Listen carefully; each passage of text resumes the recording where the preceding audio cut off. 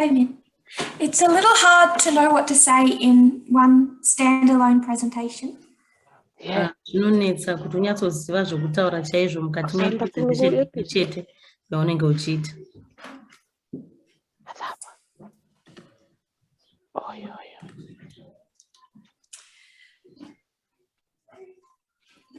So I'm not going to try and go too far. Saka handisi kuzonyanya kuenda. I'll try and just do something condensed that we can have as standing alone. Saka ndichazama chaizvo kuti ndiite zvinhu zvakaungana panzvimbo imwe chete kuti tinyatsofambirana tizvinzwisise. Something that was said at the last camp meeting. Zvimwe zvinhu zvakataurwa mukati mecamp meeting yapfuura. I'm going to continue to bring up this point in the future. Ndicharamba ndichibudisa pfungwa imwe chete iyoyo mukati menguva inotevera. When we started discussing two streams of information in 2018. Patakatanga kutaura pamusoro penzizi mbiri dzeinformation mukati megore ra 2018. There was two issues in the movement. Paive nenyaya mbiri dzaive mukati meboka rino.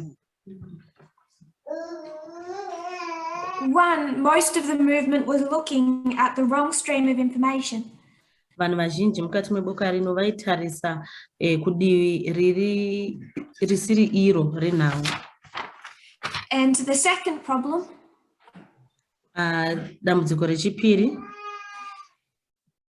most of the leadership didn't even believe we should be looking at external information. Rimwe dambudziko rechipiri nderekuti vatungamiriri vedu vaisatenda kuti taifanirwa kunge tichitaurisa zvinhu zviri kuitika kunze. They saw external journalism as dangerous. Vaiona idzo nhau dzinopiwa nevanhu vari kunze vezvenyika zvematongero enyika sezvinhu zviri especially the present. Kunyanya zvinhu zviri kuitika panguva ino.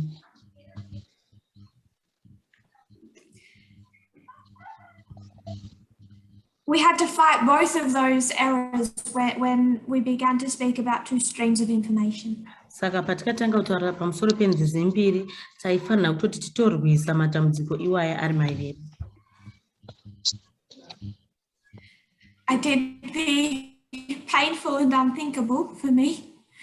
Ndakaita zvinhu zvinorwadza izvo zvaisafungidzirika kwandiri inini.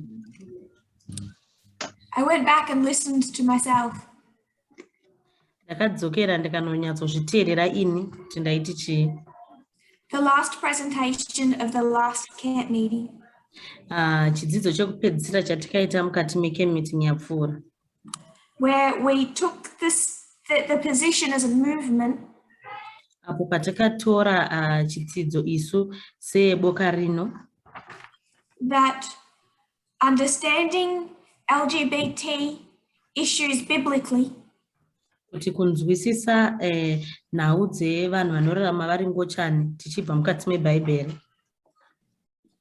We accepted them as LGBT within the movement.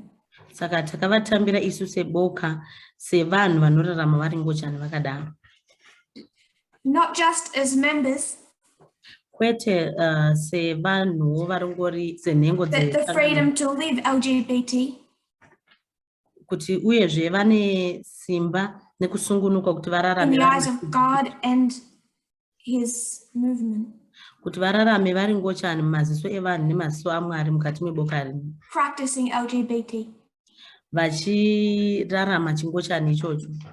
Vachitoita ungochani hwacho. Gay marriage, not just in the civil wedding, but the religious. Kuroorana kwevarume nevarume zvisingangoitwi badzi mune zvenyika asi kutozviita mukati I wanted to remember the wording that I used. Saka ndoda kuti murangarire muchato uyo wandakashandisa. But one thing stood out for me even stronger as I watched. Pane inzwi iro randakashandisa rakanyatsokuuya mupfungwa dzangu rakasimba pandaiona kechipiri. The power of the formalization is not in that last presentation. Saka simba reformalization yemessage redu harisi mukati mepresentation yakapfuura yokupedzisira. The real power was in everything that built up to that point. Saka simba chairo ranga riri mukati mezvidzidzo zvese zvakatisvitsa mukati mepfungwa iyoyo yatakagamuchira kuti akugamuchira ngochari.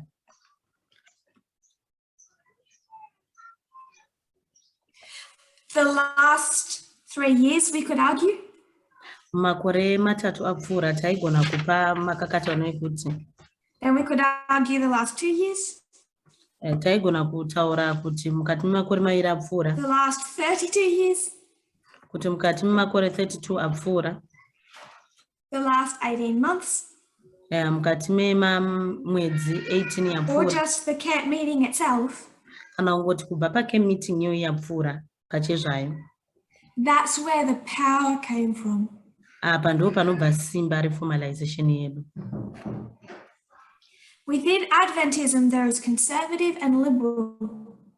Mukati memasabata tine vakavharika pfungwa nevakavhurika pfungwa, ma-conservatives nema-liberals. I tackled head on the mindset and position that conservative Adventism takes to LGBT issues. Ndakanyatsoburitsa pachena ayo mafungiro nemaonero anoita ma-conservatives ekusavada nhau dzengochana.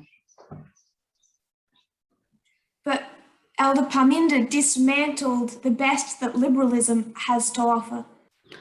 Elder Paminda vakabva vaburitsa pachena izvo zvinoitwa nema-liberals ekusavada zvekare. So I spoke to the conservatives and Elder Paminda spoke to the liberals. Saka ini ndakataura kuna vakavharika pfungwa ma-conservatives, Elder Paminda vakataura pamusoro pema-liberals. Because the best that liberal Adventism can offer to understand this subject. Saka izvo zvinongangoitwa badzi nema-liberals ekusavada kuti vanzwisise nyaya iyi.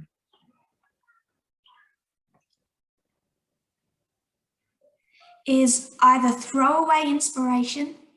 Kutora mweya wechiprofita vorasa kure voti hauna basa. Or live a pained and lonely life with celibacy.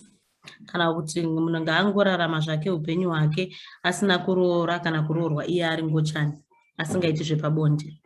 And the reason that this movement is able to avoid both ditches. Saka icho chinoita kuti isusu seboka tikwanise kuramba dzidziso dzese dzema-conservatives kana Because under God's leading, He has led us to understand parable methodology. Nekuti kuburikidza nekutungamirirwa naMwari, Mwari vakatidzidzisa tikwanise kunzwisisa kudzidza kwama-parables. And the weight and importance of history. Nekuti taridzowo zvakakosha mukati. On one side of the board we drew 1989 to present. Saka mukati merimwe divi reboard takanyora 1989 kusvika pari zvino. We addressed methodology and the reform line. Takataurawo nhau dzenzira yekuona nayo zvinyorwa. The parable that gay marriage has been since 1989. Tikaonawo kuti iparable ipi iyo yataitaridzwa nekuroorana kwevarume nevakadzi, nevarume nevarume kana vakadzi nevakadzi kubva 1989. And all that Cana and the other reform lines tell us about history. Neizvo zvatinotaridzwa neKana nemama-reform lines mukati menhoroondo.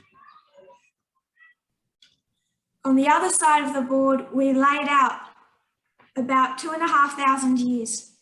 Mukati medivi rerimwe board takabva tataridzawo nhoroondo and saw the homophobia that has come not from Christianity. Tikaonawo zvekare kudzvanyirwa nekurwisa pamusoro pevanhu vanoroorana vari murume nemurume kwete kubva kumaKristu. But it existed all through that history as a relic of paganism. Tikaona kuti zvakarara mukati menguva yese sezvinhu izvo zvaiitwa nevanhu vechihedheni. Then when you combine methodology and history, saka kana ukasanganisa nzira yekudzidza nayo bhaibheri nenhoroondo, so much opens up. Pane zvinhu zvakawanda zvaunobuda pachena zvaunoona. So we could say 2 streams of information. Saka taigona kutaura kuti nzizi mbiri dzenhau.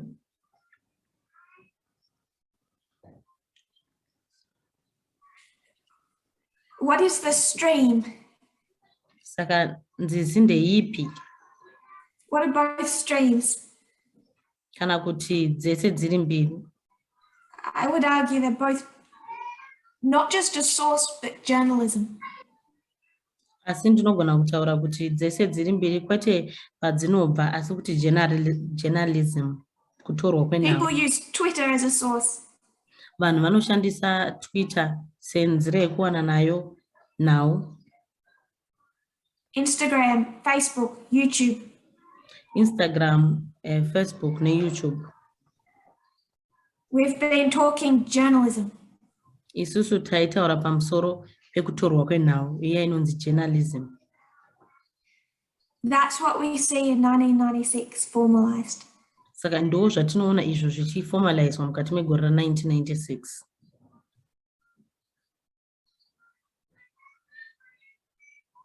I thought today, for the short time we have, Saka ndafunga kuti nhasi mukati menguva pfupi yatinayo, considering the date, takatarisa date ranhasi kuti zuva rinomboti I've become aware how little as a movement we understand the history of Islam. Saka izvi zvabva zvatijekesera kuti tinonzwisisa sei zvishoma nhoroondo yeIslam. So I just want to go through history. Saka ndoda kuti ndipinde mukati menhoroondo. And in doing that, Saka mukuita ikoko, I want to make just a few points about two streams of information. Saka ndoda kuti nditaure pamusoro mapfungwa mbiri dzakakosha pamusoro Probably continue on at a later date. tobva tazoenderera mberi nazvo mukati merimwe zuva. So I want to discuss not all of Islamic history, of course, Ndichataura hangu asi kwete nhoroondo yese yamaMuslims, but the key points that led us to 9/11. asi ndichataura pfungwa huru dzakakosha dzakatisvitsa pa9/11 and the war with radical Islam that extended particularly to 2019. nekurwisana uko kwaitwa nevachiIslam vari radical kusvika mugore ra2019. We're going to pick it up in the 1700s. Saka tichatangira kubva mukati memakore e1900, To 1700. write the names. Saka pane mazita maviri.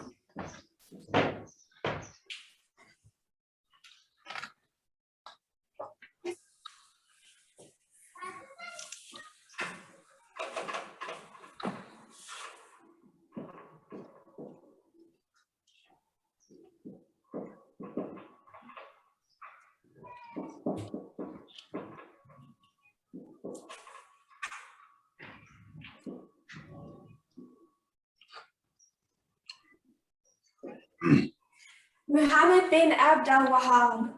Saka tine zita iro rinonzi Muhammad bin Abd al-Wahhab.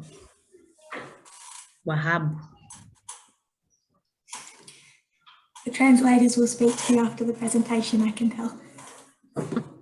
He lived from 1703 to 1792.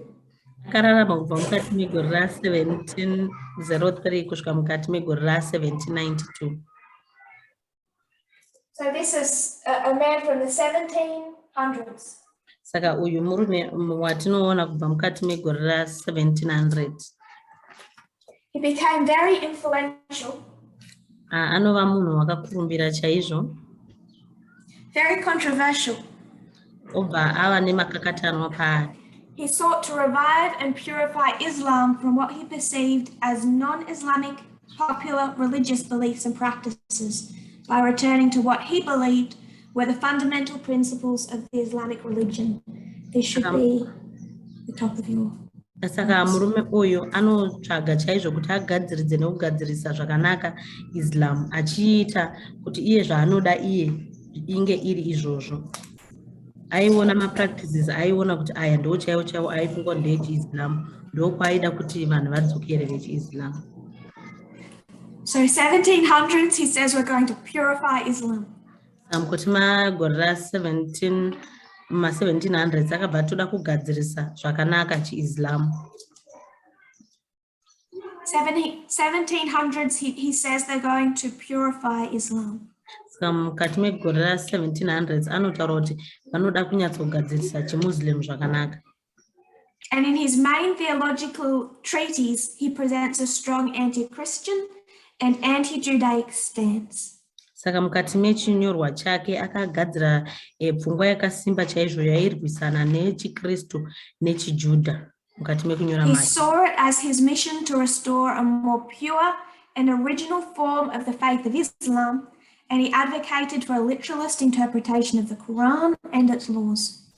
Saka anoona mukunyora kwake kuti yakanga iri donzvo rake kuti agadzise zvakanaka chimuslim chaicho chaicho chekutanga kutenda kwechimuslim. Akaonawo futi kuti aisimudzira nyaya yekuverenga Qurani sezvariri nemitemo yaro yese.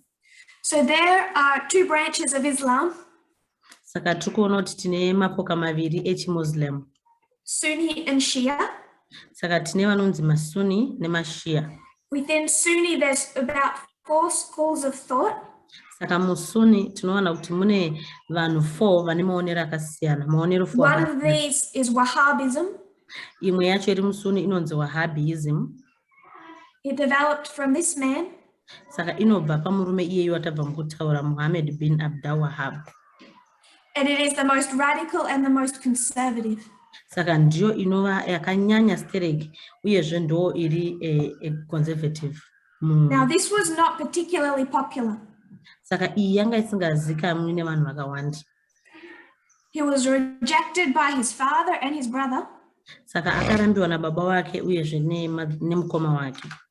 He was expelled from his territory. Akabva adzingwa mukati menzvimbo yaigara.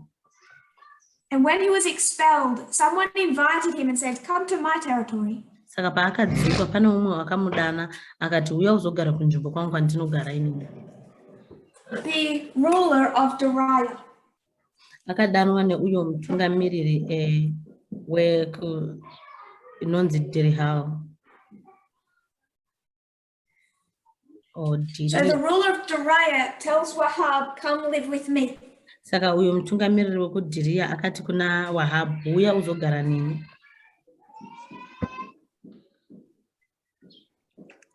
And that ruler was Muhammad bin Saud. Saka mutungamiriri uyu ainzi. Now 1700s, who is Muhammad bin Saud? Saka ainzi Muhammad bin Saud mukati megore ma1700.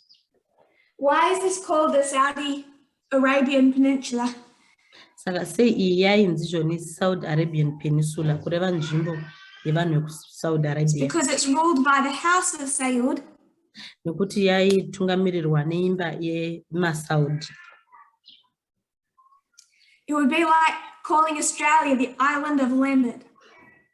Zvakafanana nekuti unogona kuti Australia woti ichitsuwa chekwaLambert. It's the Saudi Arabian Peninsula. It's named after one family. Saka inonzi Saudi Arabian Peninsula nekuti yakatumidzwa zita iri nekuda kwemhuri yaitungamirira yemaSaudi. So in the 1700s, it was actually 1744. Saka mukati me1700 inotova 1744. These two men went into an agreement. Saka tikuona varume ava vaviri vanopinda mukati mechibvumirano. And Muhammad bin Saud said, "I'll take care of the government." Saka Muhammad bin Saud anoti ini ndichaona nezvematongerwo enyika nezvehurumende. You, Wahhab, take care of the religion. Saka iwo Wahhab uchatarisa nyaya dzezvekunamata. And will govern the secular government and the religion of this peninsula. Saka tichaona nezvenhau dzehurumende nedzematongerwo enyika uyezve nezvekunamata mukati menharaunda yedu. It's been a power sharing arrangement. Saka vakanga vaita zvokuti vapatsanurane kutonga vari vaviri.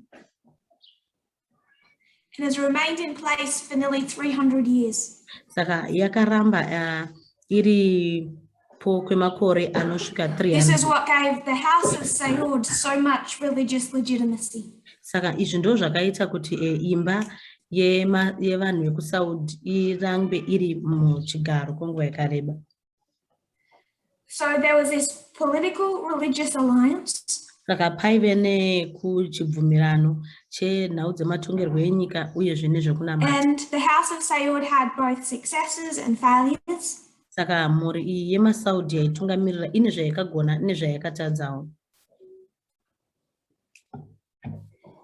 And when in the 1930s they've had this alliance with Wahhabist nomadic militias.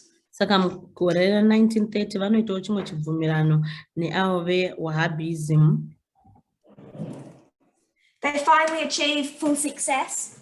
Saka vanozama kuti vakwanise kubudirira zvakakwana. And they set up the Kingdom of Saudi Arabia. Saka vanobva vagadzira umambo hweSaudi Arabia kati megore ra19 run by the House of Saud. Ichitungamirirwa nemhuri yemaSaudi. But this has been a 300-year religious and political alliance that's enabled this. Saka izvi zvakaita kuti zvibudirire zvichiitwa nekubvumirana kwakanga kwaitwa panhau dzematongerwo enyika nenhau dzekunamata kwemakore 300 And I'll remind you, Wahhabism was not a dominant sect of Islam. Saka ndoda kuti ndikurangaridzei kuti Wahhabism haisiyo chipande cheIslam changa chakakurumbira kana kuti chaive nesimba. So the House of Saud has some problems. Saka imba yemaSaudi yakanga ine dambudziko. They want to run this peninsula. Vaida kuti vatungamirire nzvimbo yese iyi yemaSaudi. And in this peninsula is Mecca and Medina. Saka mukati menzvimbo iyoyo ndo matinoona nzvimbo inonzi Mecca neMedina. The two holiest sites of Islam. Saka idzi ndo nzvimbo mbiri dzinonzi naIslam ndo nzvimbo dzine utsvene. Nzvimbo tsvene dzavo. Roughly there. Mecca and Medina. Saka tikatarisa nzvimbo idzi mbiri Mecca neMedina. So the problem this royal family has. Saka iro dambudziko ranga rine imba iyi yeutongi. Is they belong to this little minority group of Islam. Ndeyekuti vanga vachibva kune ako kaboka kanotarisirwa pasi. And they know that all of these other Muslims are going to say. Nekuti vaiziva kuti zvese zvichataurwa pamusoro pavo nemama Muslims. What have you little Wahhabi small sect, what right do you have to rule the holy sites? Saka vaizotaura kuti imimi kaboka kadiki keWahhabism nderipiko simba ramunaro rekuti mutungamirire isusu tese. Quoting from our document for the translators. Saka ndichaverenga kubva muchinyorwa ndichiitira vadudziri vangu.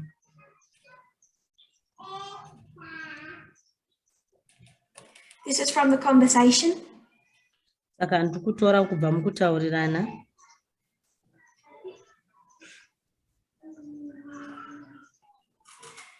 Quote 4. It's titled Explainer, what is Wahhabism in Saudi Arabia? Saka pari kutsanangurwa kuti chii chinonzi Wahhabism muSaudi Arabia. Central to the Saudis' military and political success was their renewed alliance with pro-Wahhabi nomadic militias known literally as the Brotherhood. Ever since, Wahhabi ideology has been central to the survival and legitimacy of the state of Al-Saud. Saka pakati nepakati kuva nekubudirira kwavo maSaudis munhau dzematongerwo enyika nedzemilitary chaikurudzira izvozvo kwakuri kurinyiwa kwavakaita wirirano yavo neavo vainzi Wahhabi nomadic militants vaizikanwa sekunzi mabrothers. From roughly the 1950s on, the Wahhabi ulama, they are Islamic scholars, were increasingly co-opted by the House of Al-Saud to provide religious legitimacy as it tightened its grip on power against tribal rivals and consolidated Saudi Arabian nationalism as opposed to Nazarite pan-Arabism. Saka kubva kuma-1950s zvichienda mberi tiri kuona kuti avo vadzidzi vewahhabhi vanonzi Wahhabi uluma vakaramba vachiwedzera uyezve vachibatsirana neimba yemasaudi kuti vape chaizvo zvinofanira kuitwa panhau dzekunamata. Izvi zvakaita kuti zvisimbise simba ravo kune dzimwe ndudzi dzaive dziri muSaudi Arabia. Saka zvakaita kunge ivo ndo chaivo vanhu vaisimudzira chinamato chaicho chechiIslam. So they know that to legitimize their rule of the holy site, they needed to use religion. Saka vaiziva kuti vakwanise kusimbisa simba ravo rekuti vakwanise kuchengetedza nzvimbo mbiri idzi dziri holy, vaifanira kuramba vachitaurira nhau dzekunamata. Show that they were the true and pure branch of Islam. Saka izvi ndizvo zvaizotaridza kuti ivo ndivo chaivo vakanga vari bandi reIslam raisimudzira zvinoreva kuva muMuslim. This process of legitimization included Wahhabi policing of the Sharia-based legal systems and education. Saka iyi nzira yekuti vakwanise kuzviita izvi zvaisanganisira kutungamirirwa neWahhabi uyezve vakatsambirira panhau dzematongerwo kana dzemacourts zvaiitwa neWahhabi vachiita a whole lot of discrimination against women. Uyezve vachiita izvi vachisarudza madzimai. Then they encounter another turning point. Saka vakazosangana nepamwe panzvimbo pekuti ndo pakashandura zvinhu maitikiro ezvinhu zvavo. In 1938. Mugore ra1938. 6 years after they take power. Makore 6 mushure mekunge vatora utongi. An oil well in Dhahran, Saudi Arabia, drilled into what would soon be identified as the largest source of petroleum in the world. Saka takaona America inobva yanochera mugodhi muDhahran kuSaudi Arabia uyo waizova mugodhi wakakurisa unopa mafuta mukati menyika yese. Now comes the dilemma that is Saudi Arabia. Saka ndo panouya apo pakushaya kuti wotora rutivi rwupi kunoitwa neSaudi Arabia. Incredibly conservative. Kuti vanhu vakanyanya kuva conservative. Needing to legitimize their rule by spreading that Wahhabi branch. Saka vaida kuti vanyatsosimbisa utongi hwavo nekutambanudza tribe yavo yechiWahhabi. Where are they going to sell their oil? Asi panozouyo nhau dzekuisawo mugodhi. This is going to go to the west. Mugodhi uyo weAmerica. So this extremely conservative government, new nation. Saka takuona kuti pane conservative branch rinofanira kunge all of a sudden extremely wealthy. Riri conservative robva rachinja robva rava vane and closely beginning to work and interact with the West. Saka vaizofanira kuramba vachinzwanana nekushandidzana nevanhu vekuWest, vanhu vekuAmerica. From the 1930s to the 1970s, they're spreading Wahhabism. Saka kubva kuma-1930s kusvika kuma-1970s vakange vachiparadzira chitendero chavo cheWahhabism. Then 1979 comes. Saka panouya gore ra1979. Now we know 1979 from Afghanistan. Saka tinoziva pamusoro pa1979 kubva kuAfghanistan. We know that begins a 10-year war. Saka tinoziva kuti 1979 panotanga hondo yemakore 10. Proxy war of the Cold War. Iyo yatinodana kuti proxy war kana kuti Cold War. Which leads to the eventual collapse of the Soviet Union. Izvo zvinozokonzeresa kuti tione Soviet Union ichidonha. So we know that over here in Afghanistan there's a civil war developing. Saka tinoziva kuti apo muAfghanistan pane hondo iri kutotanga mukati meAfghanistan. But this is only one of 4 things happening in 1979. Saka ndo chimwe chinhu chimwe chete pakati pezvinhu 4 zviri kuitika mukati megore ra1979. That changes the Islamic world. icho chinoshandura nyika yemaIslam. Another is Pakistan. Imwe yacho iPakistan. It had been an incredibly progressive country. Saka tinoona kuti Pakistan ndiyo imwe yenyika idzo dzairamba dzichienderera mberi. And then someone comes in and overthrows that and brings in Sharia law. Saka tobva taona kuti Wahhabism youya yobva yavabvisa vobva vaisa Sharia law yavo. It's awful to read the first-hand accounts of the women that went through that. Munofanira kuti muone even zvakaitwa nemadzimai akatanga kupinda munhau idzodzi. So that's happening in 1978, 1979. Saka izvi zviri kuitika mumakore a1978 na1979. We know what happens in Iran. Tinoziva izvo zvakaitika muIran. That overthrow of the government, and then they have this radical Shia. Tinoona kubviswa kwehurumende vobva vaisa utongi uyo hwainge hwakatsamira pashi. It becomes an extremely oppressive church-state union. Saka tinobva taona kuti panobva paita utongi hwekudzvanyirira unenge wakabatanidza zvematongerwo enyika nezvekunamata. But I want us to talk about Saudi Arabia in 1979. Saka toda kutaura pamusoro peSaudi Arabia mukati megore ra1979. See, Saudi Arabia had been spreading this radical Wahhabist conservatism. Saka tikuona Saudi Arabia yakanga ichiparadzira pfungwa dzayo dzeWahhabism idzo dziri conservative. But the problem, the dilemma has been they don't live up to it. Saka dambudziko ranga riripo iro ravachiri kungosangana naro kusvika panguva ino. The royal family, kind of like Donald Trump, don't live up to what they preach religiously. Saka zvakangofanana naDonald Trump, avo vanotungamirira havararami izvo zvavanoparidza munhau dzematongerwo enyika. The very people they've been proselytizing turn on them. Saka avo vanhu vanenge vachinetsa mukati mezvematongerwo enyika avo. In 1979, there was a siege in Mecca. Saka 1979 tinoona kuti pane kutorwa kunoita guta reMecca.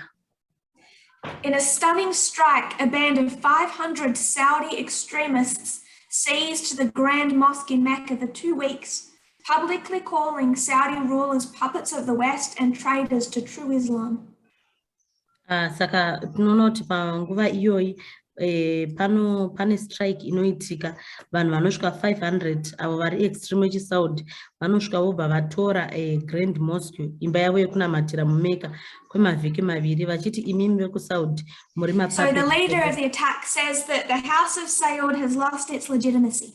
Saka neimwe nzira vari kutaura kuti imi mhuri yemaSaudi hamusisina simba kuti munge muri vatungamiriri vedu. They were corrupt, they loved money.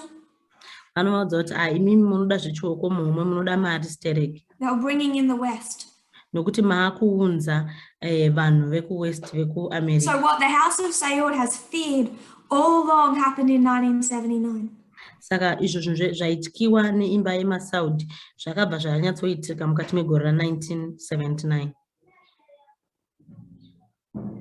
Where conservative Islamists said, you, this family, have no right to rule Mecca and Medina. Nokuti tinoona avo vari conservative vemaIslam vachiti imi hamuna simba uyezve hamuna kodzero yekuti mutungamirire Mecca neMedina nokuti inzvimbo tsvene. It took them 2 weeks, but they finally overran and freed the Grand Mosque. Saka zvakavatorera mavhiki maviri, asi mukupedzisira vakazokwanisa kuti vasunungure imba yavo yekunamatira. Hundreds of people died.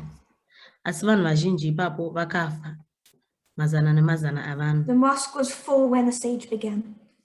Saka tinotanga kuona kuti kukomberedzwa kweguta iri kwakabva kwatanga. So what do they do now to prove to everyone they are the legitimate rulers? Saka chii chavakazoita kuti vataridze kune munhu wese kuti isu tisi vatungamiriri chaivo wenzvimbo iyi. They need to show Wahhabism in the state. Saka vaifanira kutaridza Wahhabism mukati meutungamiriri and they need to export it. Saka vaifanira futi kuti vaendese kune dzimwe nzvimbo. They began by banning photographs of women in newspapers, vakatanga kutora manewspaper vachipisa mifananidzo yevanhu taking vechidzimai, women off television, vachibvisa madzimai kuti vasabude pamatelevision, changing all their school curriculum. vachichinja even madzidziro anoita vanhu mukati mezvikoro. So because of the threat to their legitimacy in 1979, saka chakakonzeresa kuti utongi hwavo huzungunuswe mukati ma1979, the House of Saud, with renewed fervor, are intent on spreading Wahhabism.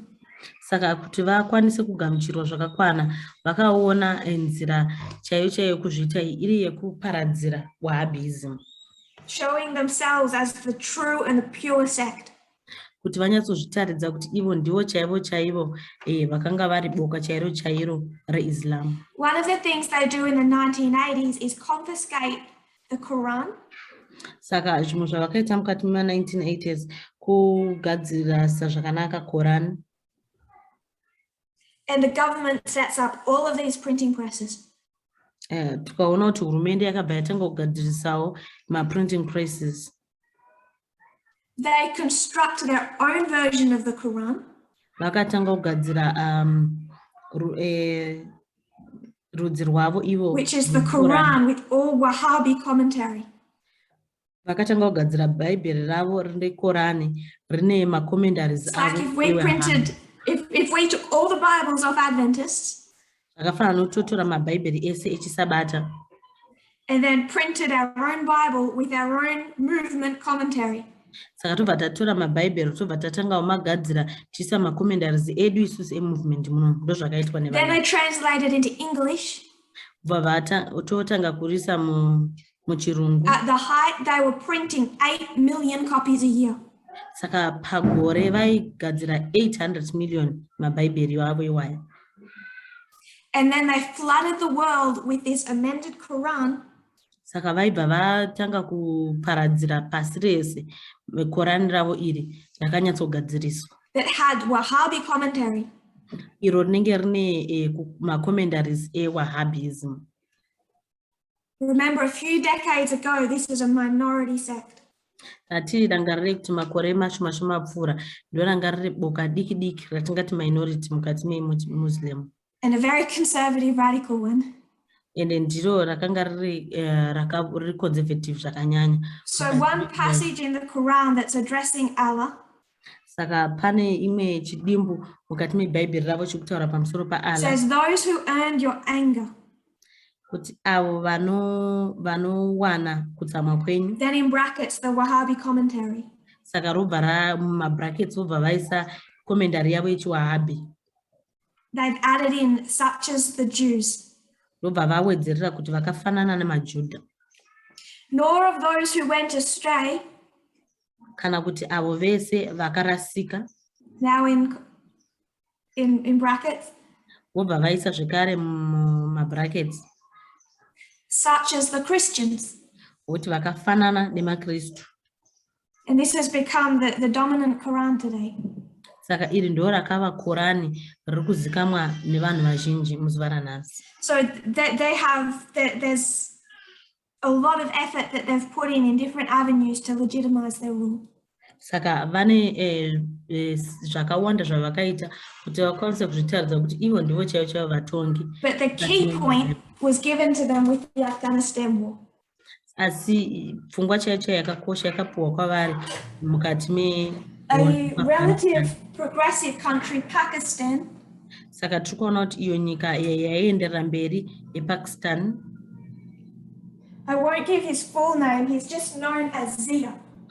Handizopi zita rake charo charo rakareba asi anozikamwa nezita rekunzi. He takes over Pakistan in 1978. Saka murume uyu anotora Pakistan ubva atanga kuitungamirira mukati megore ra1978. He brings in Sharia law. Anounzawo mutemo yesharia. And for the women that lived through that, if you hear their stories, it's just really sad. Nhau dzinotaura pamusoro pemadzimai akararama nguva iyo zvinorwadza zvinopisa tsitsi. to see the human rights that they had developed through that country for women just crumble in a day. Kuti muone kuti izvo zvese zvanga zvagadzirwa kodzero dzemadzimai dzanga dzagadzirwa mukati menyika idzi dzakangodonha mukati mezuva rimwe chete. So, Soviet Union invades Afghanistan. Saka tikuona kuti vakabva Pakistan sees that as a threat. Afghanistan. Saka tikuona kuti Pakistan inobva yazviona iyi se-threat, sechityiso kwavari. Partly because of this oil arrangement, Saudi Arabia is already allied to the United States. Saka nekuda kwe-oil, mugodhi we-oil wanga uri muSaudi Arabia, inobva yatotanga kudyidzana neAmerica. And they form a three-way alliance. Saka vanobva vagadzira chibvumirano. Soviet Union, Saudi Arabia, United States, Pakistan. Saka panobva paitwa chibvumirano chine nyika nhatu, Saudi Arabia, United States nePakistan. Towards this end of the Cold War, the United States spent about $8 billion ensuring the Soviet Union lost that war. Saka mukati mehondo iyi yakuda kunopera tinoona kuti America inoshandisa mari inosvika 8 billion kuti inyatsoona kuti Soviet Union yadyiwa mukati mehondo iyoyi. The Saudi Arabia matched that. Saka tikuona kuti Saudi Arabia yakazviona izvi. So Saudi Arabia spent about 8 billion on this war as well. Saka tikuona kuti Saudi Arabia yakakwanisa kushandisa 8 billion mukati mehondo iyoyi Afghan war. Because they saw it another opportunity too. Nokuti vaiona umwe mukana zvekare. Spread Wahhabism. Yokuti vakwanise kuparadzira chitendero chavo cheWahhabism. Islamic fighters to kick out the Soviet Union had descended on this country from all corners. Saka varwi vechimuslim vakaenda vakanogara mukati meAfghanistan mumakona ese Afghanistan. Tens of thousands of Muslims descended on Afghanistan to fight against the Soviet Union. Saka tikuona kuti vazhinji varwi vekuIslam vakanoenda kunogara muAfghanistan kuti vakwanise kurwisa maRussians, vanhu vekuRussia. From all over the Middle East, they flooded here to kick out the Soviet Union. Saka tikuona kuti Middle East yese nyika dzese dzana Syria idzi vakauya kuzogara muAfghanistan kuti vakwanise kudzinga Soviet Union. Now, if you want to spread a message, this was a good opportunity. Saka kana wangada kuti uparadzire shoko rawinaro, uyu ndo wanga uri mukana chaiwo kuita izvozvo. They'd fly into Pakistan. Saka vanobhuruka vobva vaenda And the Saudi Arabia began offering large discounts for anyone that wanted to fly to Pakistan. Saka Saudi Arabia inobva yatanga kupa ichidzikisa mutengo wayo kuti munhu wese anoda kuenda kuPakistan tinokudzikisira mutengo. Now the capital of Pakistan is about here. Saka tikuona kuti guta guru remuPakistan riri apo pane kadodzi kadika. Kabul, the capital of Afghanistan, is about here.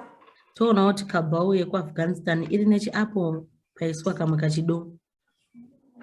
If you know about the Khyber Pass, that's about here. Saka kana muri kuziva pamusoro pe mukana there's this town here called Peshawar. Saka toona kuti pane nzvimbo iyo inonzi Peshawar iri apo. Then this town becomes pretty much the petri dish where everything future is going to develop. Saka iyi ndo yakava nzvimbo yekuti zvinhu zvese zvaifanira kudevelopa ipapa. All along this border with Afghanistan, Saka tikuona kuti pane border iro rese reAfghanistan nePakistan apo. Saudi Arabia sets up hundreds of Islamic schools or colleges. Saudi Arabia inobva yainoisa zvikoro zvayo paborder rese iro rePakistan neAfghanistan, zvikoro zvavo nemakoleji avo. Hundreds of religious seminaries. Pane mazana nemazana emaseminaries. just across the border from Afghanistan, saka uchangoti yambuke ibhodha iro reAfghanistan. for all the fighters that have descended from all across the world. Saka tinoona kuti vanhu vese vaive vachisvikira ipapo vachibva across mukati menyika They ino. sent their most radical Wahhabi clerics Saka vaitaura kuti avo vatungamiri vari radical zvakanyanya. and what you had was mass radical indoctrination. Vanobva vati zvese zvamainzwa zvese zvaunoona kwaive kuindoctrinata kwakanyanya. Some of the graduates of these schools became the founders of the Taliban.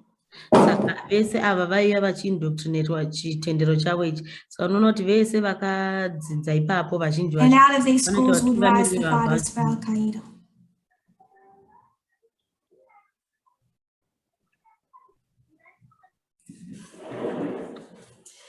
In Peshawar, there is a man, Abdullah Yusuf Azam. Saka mupashwala tinoona kune murume anonzi Abdullah Bakau au Bak. He is known as the father of global jihad.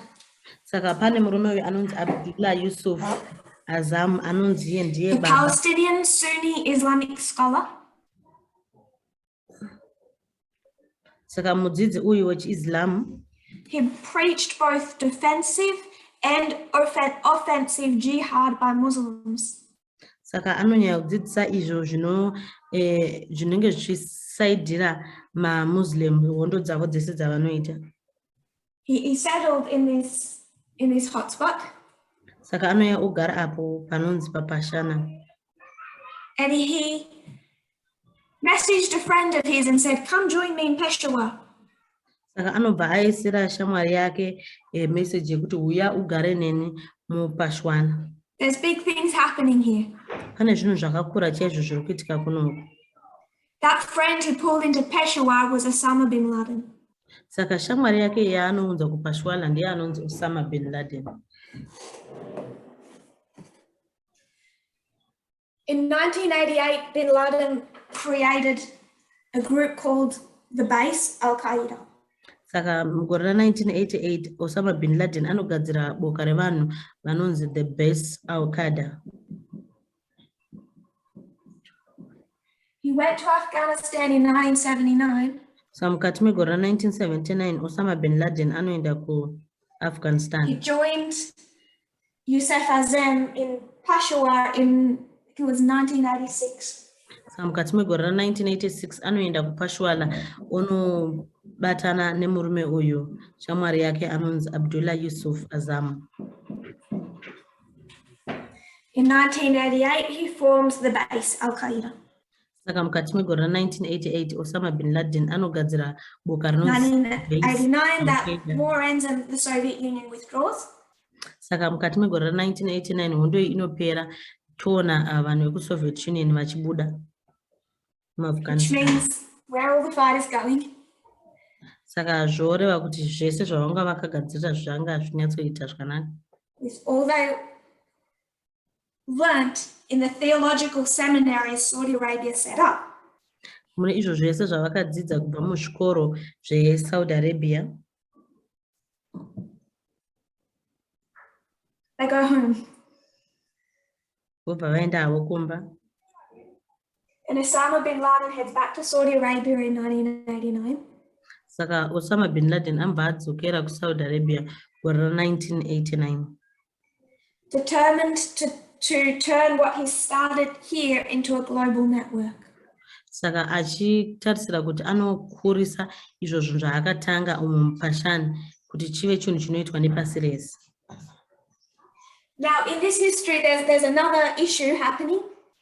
Saka mukati menhoroondo iyoyi pane imwe nyaya zvekare iri kuitika. 80 to 88. Kuona kuti mugore ra1980 kusvika muna 1980. And this is the Iran-Iraq war. Kuona kuti pane hondo pakati peIran neIraq. They've been fighting a brutal war over this border. Saka vairwisana chaizvo nekuda kwebhodha iro. From 1980 to 1988. vachirwisana kubva mukati megore ra1980 kusvika mukati ma1988 because Iraq is unhappy with its neighbors. Nokuti Iran yanga isingafari neva The debts it's incurred because of that war. Saka nekuda kwehondo iyoyi We've taught at length before about how they invaded Kuwait. Saka takadzidza kumashure kuti vakanopinda sei muKuwait. Beginning the Gulf War. Vachitanga hondo iyoyi inonzi Gulf War. Now,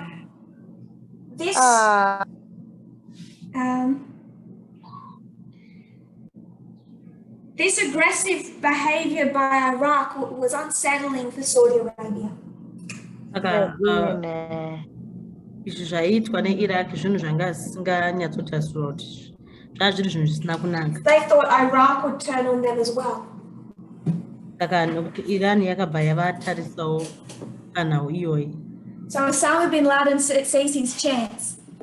Saka Osama bin Laden akabva abudirira mukati mekutora House of Saud. Anobva audza utongi hweimba yaSaud. Your country needs protection. Kubva wati imimi nyika yenyu inoda kuchengetedzwa.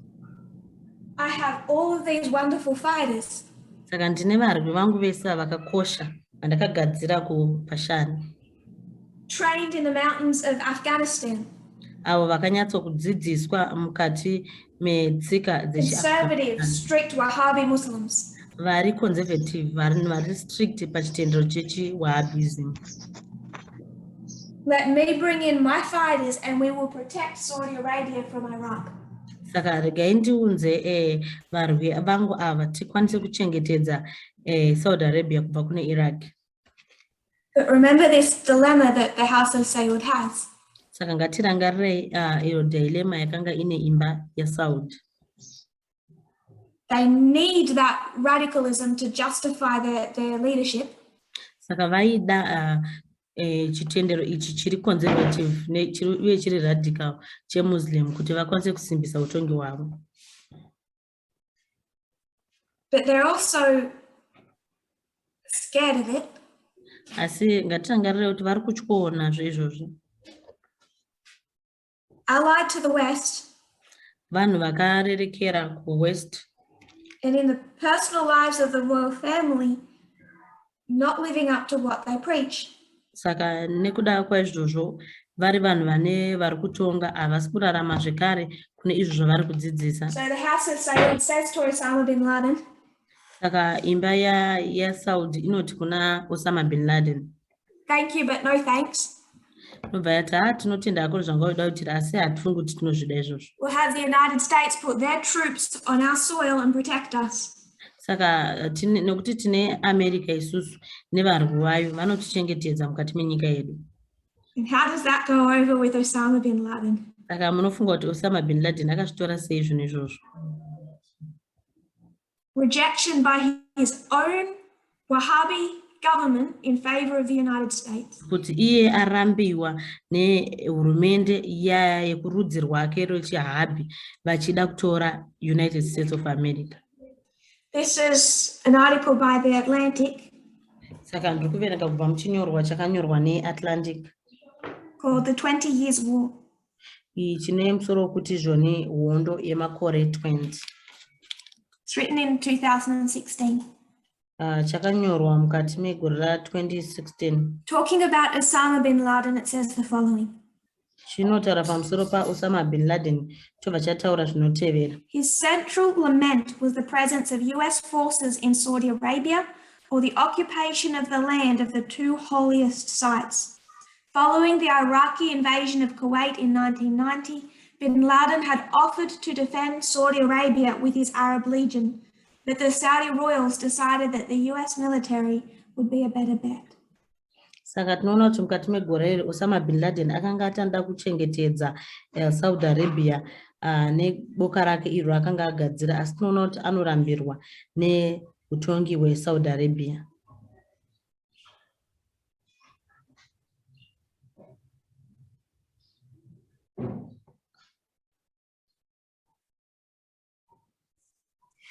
He ended up having to leave Saudi Arabia because he was no longer welcome there. Saka zvakakonzeresa kuti abude mukati meSaudi Arabia nokuti aiona kuti angasagamuchirwe mukati menyika iyoyi. So something else is happening in 1989. Saka pane zvimwe zvinhu zvekare zvokuitika mugaro ra1989. Another name, Rimwe zita zvekare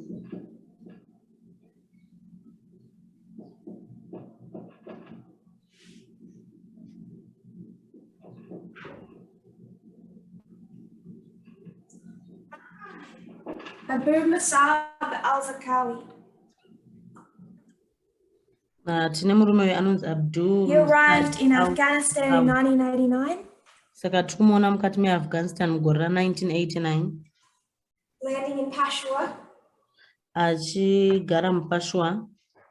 And it was here in 1989 he was converted to radical Islam. He had not been before. Saka mukati megore ra1989 tiri kuona achitendeuka muchitendere cheWahhabism. Anga asimo nguva yese. And he and Osama bin Laden know each other. Saka iye naOsama bin Laden vanobva vazivana. They don't get along. Vobva vatadza kuwirirana. Osama bin Laden is a well-educated and wealthy Saudi. Saka tikuona kuti Osama bin Laden munhu akanga ane hupfumi hwake uyezve akadzidza ari wekuSaudi Arabia.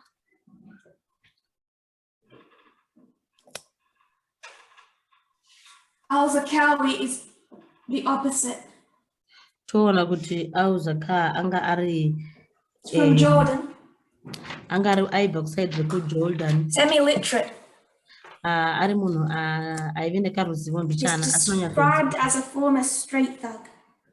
aizikanwa semunhu waigara mumastreets. Described as a former street thug. He was rough. Aizikanwa semunhu uyo anoita zvisina maturo mukati memastreets. And he is converted in 1989. Saka mukati me1989 anotendeuka kuchitendero. In this context in Peshawar. Ari mukati menzvimbo iyi yePeshawar. By 1996, both of them, Osama bin Laden and Al-Zarqawi, are in Afghanistan. Patinosvika mugore ra1996 vese Osama bin Laden naAl-Zarqawi vese vanga vave muAfghanistan. And in 1996, Osama bin Laden declares war on the United States. Saka mugore ra1996 tinoona Osama bin Laden achitaura kuti taakutonorwisana I'm not trying to string through all the waymarks, so we're going to go quickly. Saka handisi kuzotarisa mawaymarks ese nemo asi ndichadarika ndichimanya. He has a number of issues. Aive nenhau dzakawanda chaizvo. His primary one is the presence of US troops in Saudi Arabia. Saka nyaya yake chaiyo yakakosha ndeyekuvapo kwevarwi veAmerica. So these two men are both within Afghanistan in 1996. Saka varume vaviri ava vari mukati meAfghanistan mugore ra1996. And to shorten the story, kuti tiite nyaya iyi ive pfupi, out of Osama bin Laden develops Al-Qaeda. Saka tinoona kuti murume uyu anonzi Osama bin Laden anogadzira gurupu rake. Out of Al-Zarqawi develops ISIS. Saka tinoona kuti uyu Al-Zarqawi anobva agadzira inonzi ISIS.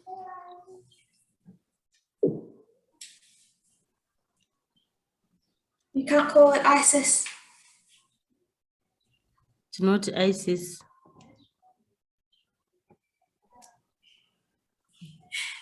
It's just we'll need that acronym later. Tingoti ISIS noti tichada chinyorwa ichochi chipambera. Osama bin Laden decides that what he needs to do is attack on American soil. Saka Osama bin Laden anobva asarudza kuti odi nezvaitwa naAmerica muzuva raSeptember 11. So in 2001, nearly 3,000 men, women and children are slaughtered. Saka tinoona kuti mukati megore raSeptember 11, 2001 vakadzi vazhinji nevanhu vazhinji. The United States invades Afghanistan. Tikuona kuti United States inobva yanopinda mukati They're trying to hunt him down. vachitsvaga Osama bin Laden. He flees into Pakistan and hides. Anobva atiza unopinda muPakistan. Al-Zakawi flees into Iraq. Toona murume uyu anonzi Al-Zakawi anopindawo muIraq. So one flees to Pakistan. Tinoti umwe anoenda muPakistan, Osama bin Laden. And one flees to Iraq. Toona kuti uyo Al-Zakawi anobva atiza oenda ku. Remember, they know each other. They don't really get along. Tirangarire kuti vanhu ava vanozivana asi havanyatsonzwanana. Al-Zakawi kind of wants to start his own group. Saka tikuona kuti Al-Zakawi ada kugadzirawo rake boka. So in 2003, the United States wants to invade Iraq. Saka mugore ra2003 tinoona kuti United States yaida kunopinda muIraq. They need a pretext to do that. Saka vaida mukana wekuti vaite izvozvo. They want the United Nations to support them. Vaida kuti United Nations iva. So they send their most trusted diplomat to the United Nations, Colin Powell. Saka vanotuma uyo mumiriri wavo nemutauriri wavo weUnited Nations anonzi Colin Powell. And what Colin Powell needs to prove to the UN. Saka Colin Powell anofanira kunyatsobudisa zviri pachena kuUN. Is that he can connect Iraq to Osama bin Laden. Saka aida kuti abudise pachena kuti anokwanisa kubatanidza Osama bin Laden neIraq. And how is he going to do that? Saka izvo achazviita sei? He's going to say the connecting link is Al-Zakawi. Saka achada kutsvaga kuti ndezvipi chinovabatanidza obva ati saka Al-Zakawi. His evidence is that Al-Zakawi fled to Iraq. Saka anopa umbowo kuti Al-Zakawi akatiza achienda kuIraq. Like much of what the US did then, that wasn't actually technically true. Saka zvakaitwa neUN ipapo zvinhu zvanga zvisiri chokwadi chaicho. Al-Zakawi fled to a remote and lawless part of Iraq. Saka Al-Zakawi akatiza akanopinda uko kwakanyanya kusaririra kweIraq kwanga kusina mutemo zvakanyanya. He was not known, protected with by Saddam Hussein. Anga asingazikanwi uyezve aichengetedzwa naSaddam Hussein. But for the United States at the UN, he becomes their connecting link. Saka kuUN neUnited States ndiye akava anobatanidza Osama bin Laden neIraq. And therefore at that moment also becomes quite famous. Saka nekuda kwaizvozvo akabva ava munhu anozikamwa chaizvo. Then the United States invades Iraq anyway. Saka tinotoona kuti United States yakaenderera mberi nekunopinda zvisiri pamutemo muIraq. They topple Saddam Hussein. Vanobva vabvisa Saddam Hussein. They then do something that many people believe was their biggest mistake. Saka vakabva vaita icho chinhu chakaonekwa nemunhu wese mistake yavo hombe. And they essentially fire the entire Iraqi army. Saka vanobva vadzinga vanhu varwi vese vekuIraq. And Iraq is mostly Sunni. And tinoziva kuti Iraq inonyanya kutenda chitendero chechiSunni. So you have this angry Sunni army. Tine varwi avo vakatsamwa vechiSunni. All of a sudden out of a job with nowhere to go. Vobva vatongotorerwa basa ravo votodzingwa havana kumwe kwokuenda. And no leadership. Vasina mutungamiriri. So where will they go? Saka vanoenda kupi? Well, Al-Zakawi was ready. Saka Al-Zakawi anga akanyatsogadzirira. He and a number of other people brought in their soldiers. Saka iye nevamwe vanhu vakabva vaunganidza masoja aya. And in 2004, he formed Al-Qaeda in Iraq. Saka mukati me2004 akabva agadzira boka rake rinonzi Al-Qaeda. So first of all, he was just kind of on his own, doing his own thing. Saka pekutanga aingori munhu arongozviitira zvinhu zvake ari ega. But the US had been fighting Al-Qaeda for about 3 years now. Saka tikuona kuti USA yanga ichiri kurwa neAl-Qaeda kwemakore 3. And Al-Qaeda is very weakened. Tobva taona kuti Al-Qaeda yakanga It's a little bit more complicated. There's quite a number of leaders in Iraq taking in all of these soldiers into these extremist groups. Saka tikuona kuti pane vanhu vazhinji mukati meIraq vaitora masoja vachivaisa mumapoka avo akanga ari extreme. But al-Zarqawi was known as the most extreme and the most brutal. Saka uyu Al-Zarqawi ndiye aizikamwa anga akari conservative zvakanyanya uyezve. So he has developed a name for himself above all the other leaders. Saka akabva akazvigadzirira zita kudarika vamwe vese vatungamiriri.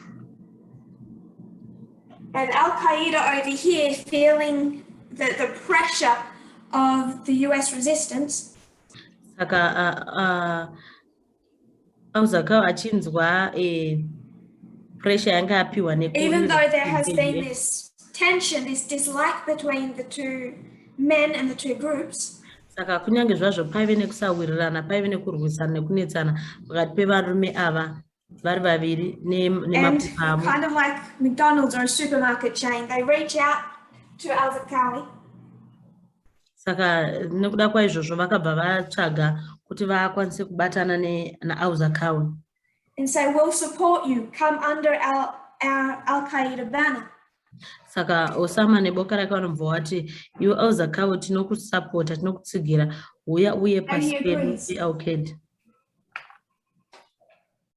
So in 2004, Saka mukati megore ra2004 he names his branch Al-Qaeda in Iraq, AQI. Saka anobva apa boka rake zita rekuti Al-Qaeda. All of that is suppressed by the United States war effort. Saka zvese zvinobva zvatsikirirwa pasi nevarwi veku-United States. And he ends up being killed by a US airstrike. Saka anopedzisira akuurayiwa nevanhu veku-USA So from 2004 to 2011, Saka kubva 2004 kusvika mugore ra2011 they're not having a lot of success. Saka hatina kukurira kwakanyanya. But then in 2011, the Arab Spring sparked the beginning of the Syrian civil war. Saka mukati me2011 tinoona kuti maArabs anotanga hondo pakati pe the Spring Arab War. So Assad is a brutal dictator.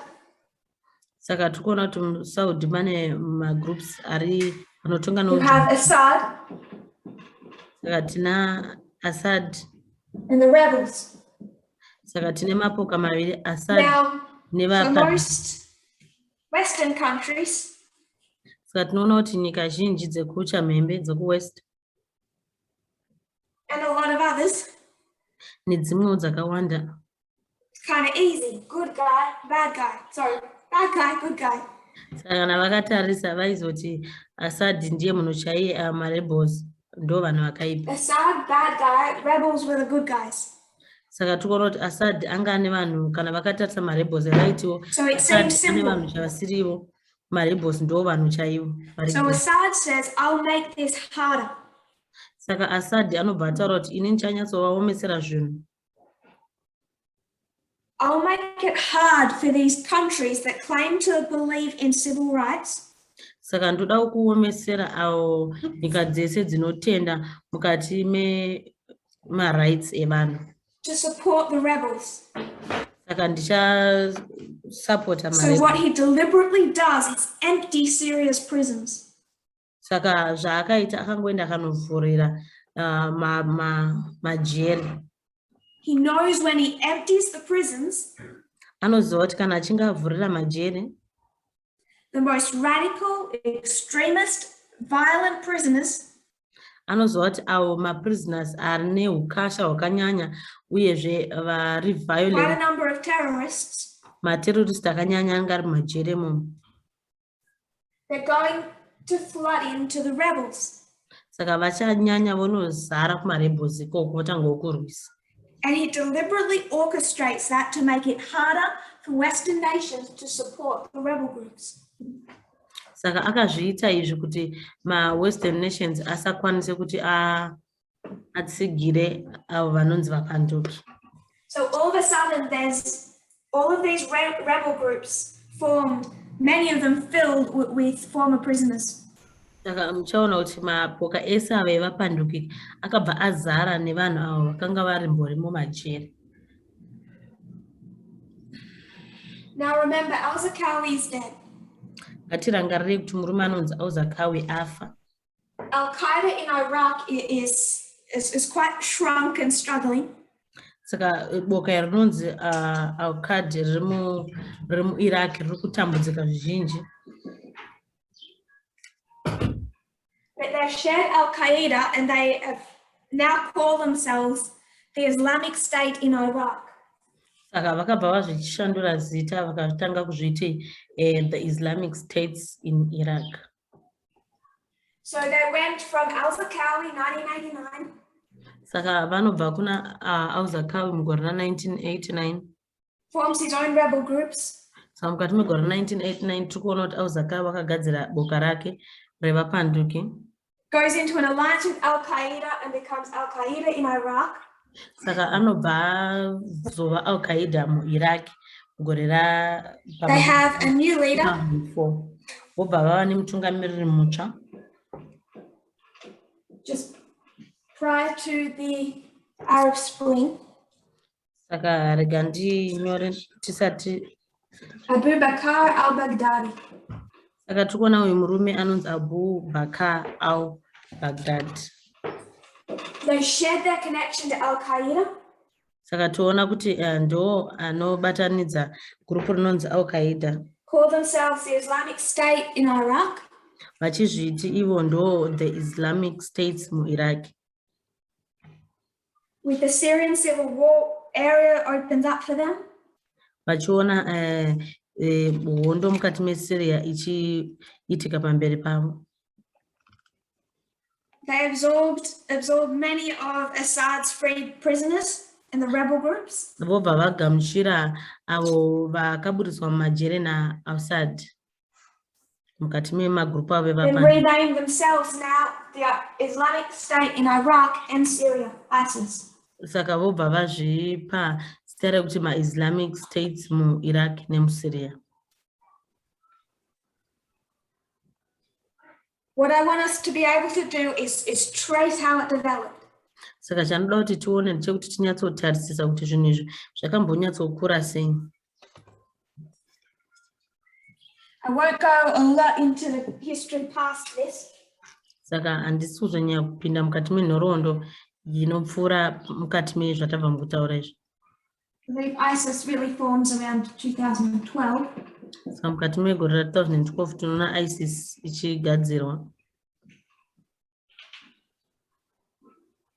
Declare a caliphate in mid-2014. Saka mukati megore ra2014 pakati nepakati paro. 2014 was ISIS at its height of power.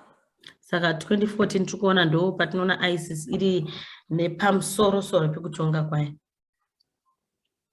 But the end of 2014 also saw the turning point. Saka mukupero kwa2014 tikuonawo kushanduka kwezvinhu. This is known as the Siege of Kobani. Inozikamwa nekunzi the Siege of. So while it is at them as a caliphate at their height, Saka tikuona kuti vari pamusoro pekutonga kwavo inozikamwa nokuti caliphate. in December begins a fight over the city of Kobani. Saka tikuona kuti mukati maDecember vanotanga kurwisa pamusoro pekutonga. They initially win, but then they begin to lose that in early 2015.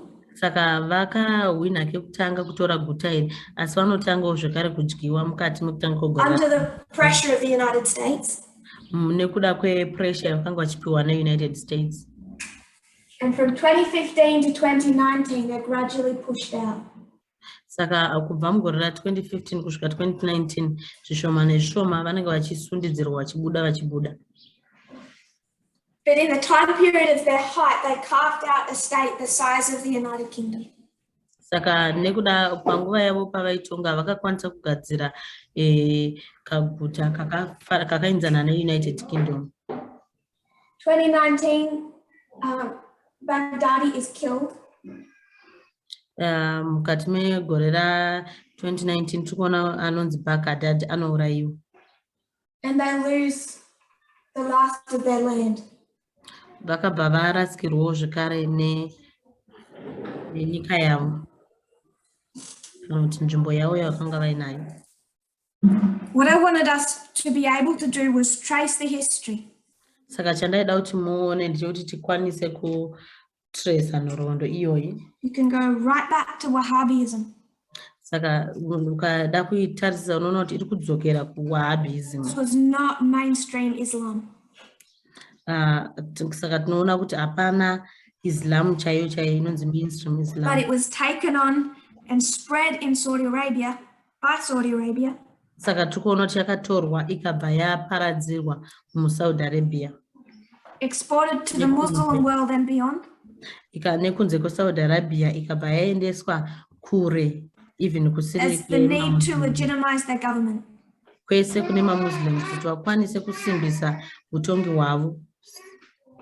There is an article in the New York Times from 2016. Pane chinyorwa chiri mukati meNew York Times kubva mugore ra2016. I think it's number 8 in your document. It's called Saudis and Extremism, both the arsonists and the firefighters. Yakapiwa musoro kuti maSaudi neavo vari extreme. It describes this tension within Saudi Arabia. And the firefighters inotsanangura izvo zvaitika mukati meSaudi Arabia. They are under threat by these radical Islamic groups. Saka vakanga vari panguva yakaoma nema-radical Islamic groups aya. By the fires they actually set in the first place. Nekuda kwezvimoto zvavakagadzira ivo vega kubva pakutanga. And this is one theory around 9/11 that is not a theory. Saka izvi ndo zvimwe zvinhu zvinotaurwa pamusoro penhau ya9/11. That the country that George Bush did not want to touch was his ally.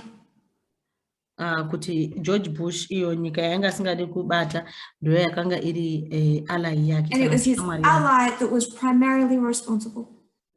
Asi tinoona kuti iyoyi shamwari iyoyi ndo yakanga iri. All but a few of the terrorists were Saudi Arabian. Kuti materrorist esaya anga ari vanhu vekuSaudi Arabia. It's the minority sect of Islam that Saudi Arabia sent mainstream. Saka iyi ndo yakanga iri boka diki remuSaudi Arabia rakanga rabva muIslam. And all across the world. Nepasi rese. Thousands of mosques. Kuti pasi rese vazhinji navazhinji. Sending out their own clerics. Vachitumira vanhu vavo. It was organized. Zvinhu zvanga zvakatogadzirwa. But what Saudi Arabia has never been able to do. Izvo Saudi Arabia zvayakanga isingakwanisi kuita. What that family has never been able to do. Izvo mhuriyo chayanga isingambokwanisi kuti iite. Is control it. Kukwanisa kucontrola kana. So they end up suffering under the fires that they lit. Saka vakapedzisira vakutambura kuburikidza nezvimoto zvavakanga vagadzira vega. We don't have time to go through that article because I want to make another point before we close. Saka hatina nguva yedu yokuti titarise chinyorwa ichi chese nokuti ndine pfungwa inoda kuburisa tisati tavharira. So tomorrow I'll put it out on the media broadcast. Saka mangwana ndicharisa document iri pamedia broadcast.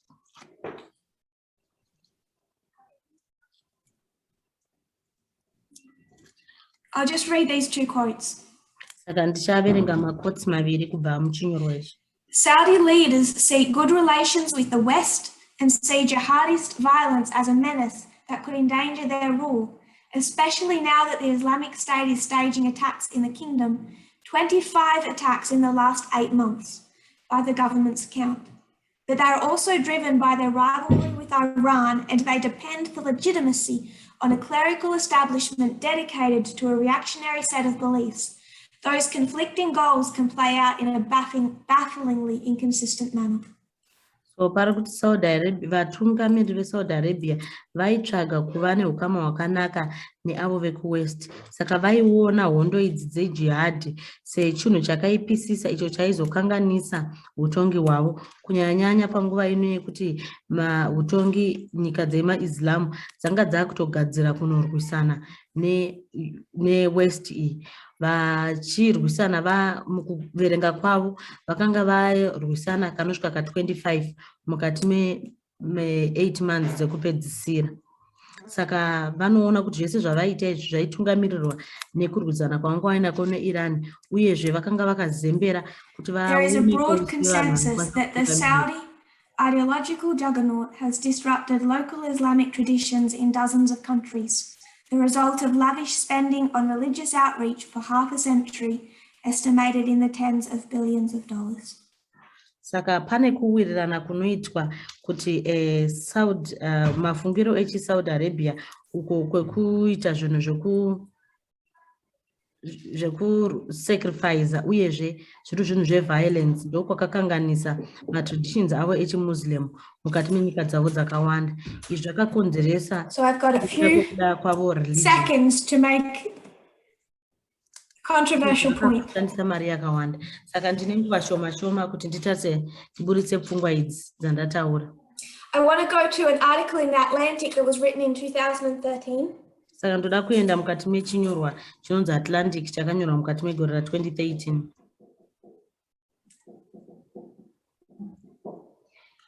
It's titled "Stop Blaming Colonial Borders for the Middle East's Problems." Saka chakapiwa musoro wekuti mirai kublema avo vapambe pfumi nekuda kwe. Don't know how many people in the movement are aware of John Stewart and John Oliver. Handiziva hangu kuti vanhu vangani mukati memovement inoyi vanoziva murume anonzi John Stewart naJohn Oliver. In the left wing branch of the United States, mukati mekuhwina kwakaita United States, they are famous comedians. Paive comedians, but they are most famous for how they understand and present political subjects through comedy. Saka vanonzwisiswa nekugona kwavo kutsanangura politics mukati meAmerica vachishandisa comedy. And both John Stewart and John Oliver are extremely influential. Saka varume vaviri John Stewart naJohn Oliver vese vanhu vanonyanya kuzikamwa vakakurumbira. John Stewart running The Daily Show from the 1990s. Saka anonzi uyu mumwe wacho anotungamirira media kubva mukati mema-29. And through comedy on The Daily Show, he battled Fox News weekly. Saka muDaily Show make ainyanya kurwisa Fox News zuva nezuva. So you have John Stewart on The Daily Show. Saka tina anonzi John Stewart kuDaily Show.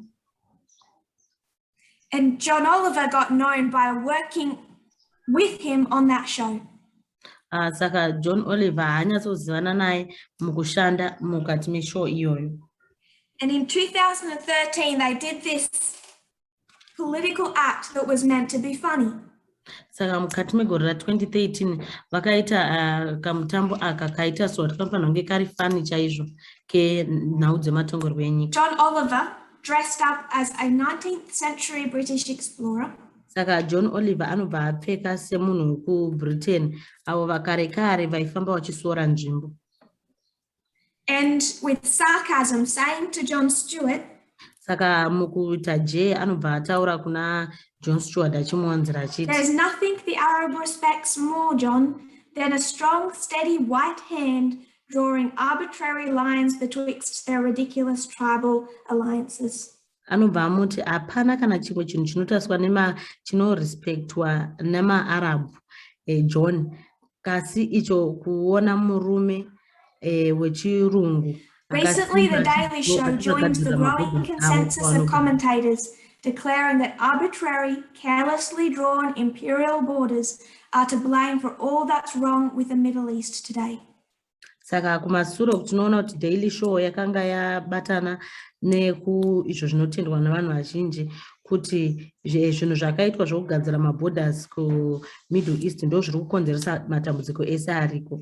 In doing so, they demonstrated that it's easy to be incredibly funny and dangerously wrong at the same time. Saka mukuita umwe vakataridza kuti izvoni zvinhu zvinokwanisa kuitika zviri easy kuti unge uri funny uyezve uri wrong pachinhu chimwe There's chete. plenty to criticize about the legacy of colonialism, but dwelling on colonial borders only increases the risk that our future interventions in the region will further undermine its already fragile states. Saka anotaura kuti pane zvinhu zvakawanda zvatinokwanisa kushoropodza pamusoro pezvakasiyiwa nemapambepfumi, asi kuramba takatarisa panhau idzodzi dzokugadzirwa kwemaborders zvinoramba zvichikuridzira risk yekuti kupinda kwedu mukati menzvimbo idzi tisingatarisiwo izvo zvavagara The vainazvo. idea that better borders, drawn with careful attention to the region's ethnic and religious diversity, would have spared the Middle East a century's worth of violence is especially provocative at a moment when Western powers weigh the merits of intervention in the region. Unfortunately, this critique overstates how arbitrary today's Middle East borders really are, overlooks how arbitrary every other border in the world is, implies that better borders were possible, and ignores the cynical imperial practices that actually did sow conflict in the region. Saka pfungwa yekuti zvoni maborders akanaka ifanira kunge akagadzirwa zvakanaka mukati meregion iyoyo vachiteedzera magariro avo uyezve nekuti mapoka avo akamira sei panhau dzekunamata. Vanotaura kuti izvi zvingadai zvakaita kuti pasaite hondo dzakanyanya mukati meMiddle East uyezve mawestern powers kana vakatarisa izvi vanoona kuti kupindira kwavo ndokunokonzeresa. Asiwo ngationei kuti vanoshoropodza ava vatarisiwo kuti zviri kuitika nhasi muMiddle East zviri kukonzereswa nezvinhu izvo zvavanoita ivo vega vanhu vekuMiddle East. Maborders aya aigona kunge akaiswa asi tiri kuignorawo pfungwa yekuti pane zvinhu zvinenge I'll skip a little of the next paragraph where it talks about Ottoman boundaries and Mesopotamia. Saka ndichajamba icho chikamu chinoteera chinotaura pamusoro pemaborders akaiswa neOttoman uyezve neMesopotamia. Starting from the word meanwhile, about 7 lines down. Ndichatanga mukati meparagraph iro pakanzi Meanwhile, the fact that Iraq's eastern border with Iran, this border here. Saka border iro riri kutaurwa iro kunzi. Meanwhile, the fact that Iraq's eastern border with Iran followed a line set by the 16th century conquests of Solomon the Magnificent didn't prevent the two countries from fighting a decade-long conflict over it that killed 10 times more people than all the Arab-Israeli wars combined. Saka kunyange zvakadaro tikatarisa pfungwa yekuti border iro reIraq rekueast iro rinotevedzera izvo zvakaitwa nevakararama vakatungamirira veSolomon gore 16th century zvinotaridza kuti hapaikwanisa kurega kuti varwe sekurwa kwavakaita kwemakore 10 apo pakaurayiwa vanhu vakawanda. It's this border that killed 10 times more people. Saka kana border rakaurayisa vanhu times aka 10 than the Arab-Israeli wars combined. Pahondo idzo dzairwiwa nemaArab nemaIsrael. 400 years old and was set by Solomon the Magnificent. Tichiona zvakaitika makore 400 apfuura zvakaiswa neainzi Solomon Magnificent. To the west, Mount Lebanon had been carved out as a special administrative unit following religious violence there in 1860 as a compromise between Istanbul and the great powers. That this region should nonetheless belong to Syria was perhaps one of the Assad regime's least controversial positions over the years. The only country in the area for which no ancient borders existed was Jordan. It was formed in 1922 from some not too desirable bits of arid land as something for Britain's ally, Abdullah, to be king of. Like most kings, he would have liked something bigger, and yet under his family's rule, Jordan has been spared much of the turmoil endured by its less artificial neighbours.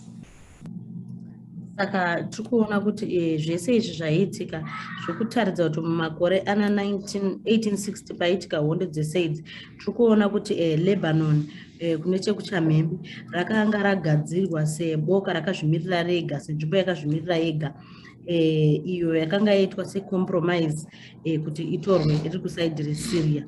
Saka tikuona kuti nzvimbo yega iyo yakanga isina nhau dzekunetsana yanga iri Jordan, iyo yakagadzirwa mugore 1922 isingabatanidzwi madzimambo, asi tinoona kuti mambo uyu anonzi Abdullah akanga aiswa neBritain sepapeti wavo aizodawo zvimwe zvinhu zvakakura, asi tikuona kuti kuburikidza nekutonga kwemhuri yake Jordan yakasiiwa yakadaro, uyezve ikabva yarega kupindana nekunetsana kwese uku kwevavakidzani vayo.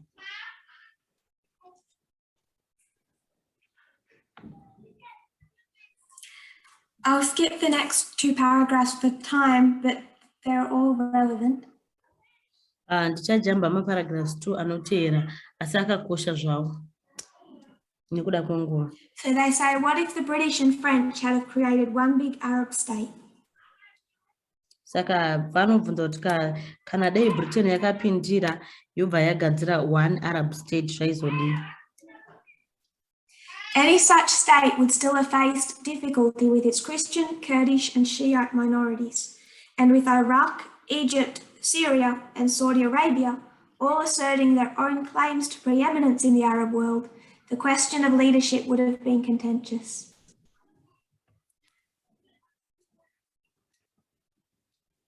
Saka zvese zvichide zvanga zvakaitika taiona kuti Iraq, Egypt neSyria neSaudi Arabia zvese zvichiisa maclaims awo kuti mukuArab world taizoona kuti mubvunzo waivewo kuti mutungamiriri aizove achibva. Most appealing perhaps is the idea that things might have gone smoother if the Europeans had just left the region's inhabitants to sort things out themselves. This is what happened in the Balkans, where local leaders drew their own borders and the fighting lasted up through the 1990s. Saka tikuona kuti pfungwa inonyatsogamuchirwa nevazhinji ndeyekuti zvinhu zvingadai zvakaenda nenzira yakanaka kana dai maEuropeans akasiya vanhu vanogara kunzvimbo iyi vakazvigadzirira vega nyaya dzavo, uyezve izvi ndizvo zvatinooneka zvakaitika kumaBalkans apa tinoona vatungamiriri vaigara ikoko vakagadzira maborders avo vega uyezve kurwisa. I'll skip the next paragraph that goes into Africa and Sudan. Saka ndichajamba maparagraphs maviri inotaura pamusoro peAfrica. The fundamental problem was, and still is, that the world doesn't have any authentic or natural borders, just waiting to be identified and transcribed onto a map. Europe's real borders owe their current legitimacy, such as it is, to continent-wide exhaustion following several centuries of fighting. Winston Churchill may have drawn the border between Iraq and Jordan with a pen, but he was just as central in delineating the border between France and Germany when he led the Allies to victory in World War II. Saka dambudziko chairihombe ranga riripo uyezve richiripo nderekuti nyika hainyatsounzwisisa pamusoro pemaboundaries chaiwo akagara aripo. Saka vanoda kumirira kuti vagadzirirwe maborders akagadzirwa pamepu akanyorwa. Europe maborders ayo chaiwo ainoteedzera muzuva ranhasi akagadzirwa mushure mekunge varwisana kwenguva yakareba chaizvo. Winston Churchill anogona kunge akagadzira maborders aya akamanyora reIraq neJordan nepen nebepa, but aimbozviita izvi achingogadzira maborders kuti zvakangoitwa France neGermany mushure mekunge vahwina muWorld War II. Saka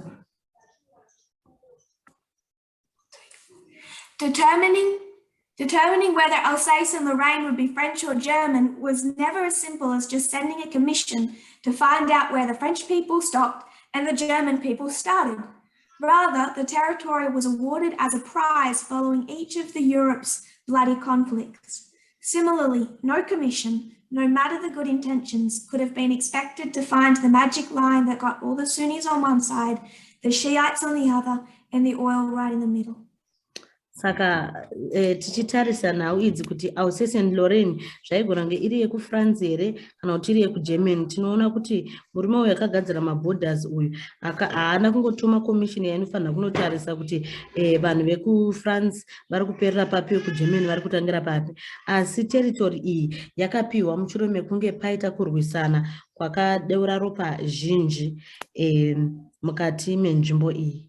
Saka zvaisaitikawo kuti kunzvimbo iyi yeSaudi Arabia paunosvika ponzi maSunnis muri kudivi renyu, imimi maShiites muri kudivi renyu, uyezve So what happens then if you work around ethnic groups and create them precise? Saka chinoshanda kana uri kugadzira ma-ethnic groups chaizvo chaizvo. I'll skip the next paragraph, but he discusses what the Soviet Union did in Central Asia. Saka ndichajamba paragraph noteera because tiri kutsanangura izvo zvakaitwa neSoviet Union kuAsia.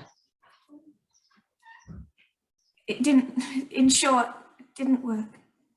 Saka muchidimbu hazvina kutomboshanda. In the last two paragraphs, he discusses what the real problem is. Saka mukati meparagraphs ekupedzisira maviri anotaura kuti dambudziko chairo.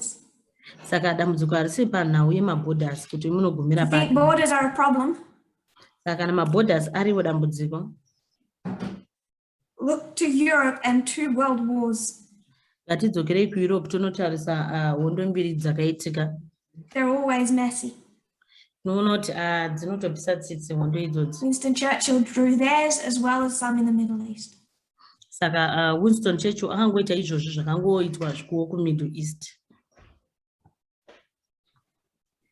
And he says that drawing attention to the wrong problem Saka anotaura kuti kuisa focus yedu yese padambudziko rimwe chete distracts from the real problem, which has been alliances. Saka zvinotibvisa padambudziko chairo chairo iro riri kurarama. I also post this on the media broadcast. Saka ndichaisa zvekare chinyorwa ichochi pamedia broadcast. So I wanted 2 points from today's study. Saka tawana pfungwa mbiri kubva muchidzidzo chedu chanhasi. First point. Chekutanga. We have to understand history correctly. Tinofanira kunzwisisa nhoroondo nenzira yakanaka. When we don't understand history correctly, we twist and form a wrong worldview. Saka kana tikasanzwisisa nhoroondo zvakanaka, tinoishonyorora totadza kuva nemaonero akanaka. Prior to the message of 2 streams of information, tarisa kubva pa message yenzizi mbiri so many people in the movement just used fast brain thinking. Saka vanhu vazhinji mukati meboka rino vangosenzesa kufunga kwe-fast brain. To accept any theory that came their way that fit with their ideological belief. Saka vanobva vangogamuchira theory ipi neipi inouya iyo iri kunosuta zvavanotenda ivo. This is 2 streams of journalism.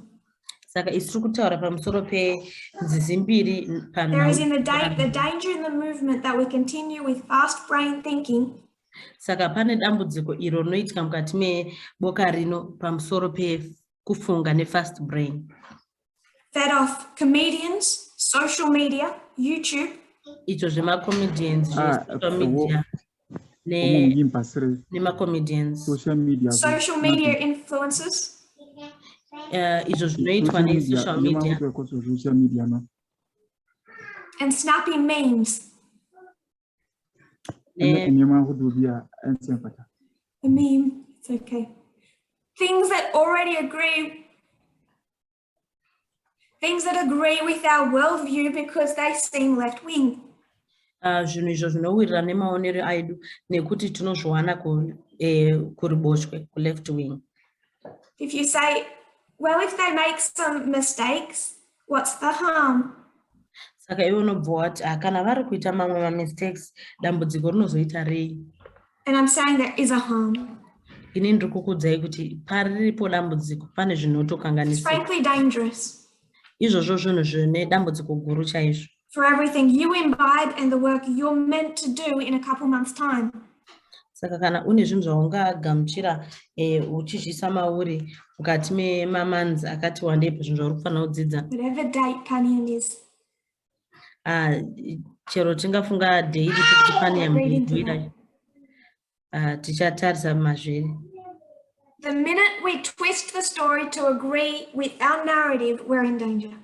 Saka apo panguva patinotora zvinhu tobva tazvishonyorora kuti zvinyatsoenderana nemafungiro atinoita namaonero atinoita zvinhu. The message of two streams was never to turn people to the sources of information I see shared prolifically today. Saka message two streams of information haina kugadzirwa kuti ikwanise kushandira vanhu kuti vatarise zviri kuitika kuti zvienderane nemaonero avanoita ivo. Our sources must be journalistic. Zvese zvatinotora zvinofanira kunge zviri zvinhu zvejournalism, vatori venhau. Thought out and thorough. Zvobva zvonyatsofungisiswa vanhu vakadzamisirwa pfungwa zvaongororo. Thorough. Zvanyatsotsvenenzverwa. It's okay. I'm closing. Saka ndakuvhara zvangu. Someone, I know people have been sharing an article, and I'm not saying it's a bad article. Ndinozova vanhu vanenge vachikwanisa kushare ma-articles, handisi kutaura kuti pamusoro pema-articles ba. But people are forming the position that the United States is to blame for all this, and frankly, it's not. Saka vanhu vazhinji vari kutora pfungwa yekuti United States ndo inofanira kushorwa pazvinhu zvese izvi. Pachokwadi chaipo haisiyo inofanira kushorwa. I understand the danger that right-wing terrorism has in the United States today. Ndinonzwisisa chaizvo izvo zviri kuitwa nematerrorist mu-United States izvo zvakaipisisa chaizvo. But when ISIS launched 25 terrorist attacks in Saudi Arabia in 8 months. Saka apo patinoona ISIS ichinda kunorwisa mukati me8 months kanokwana kuti aka 25 muSaudi Arabia.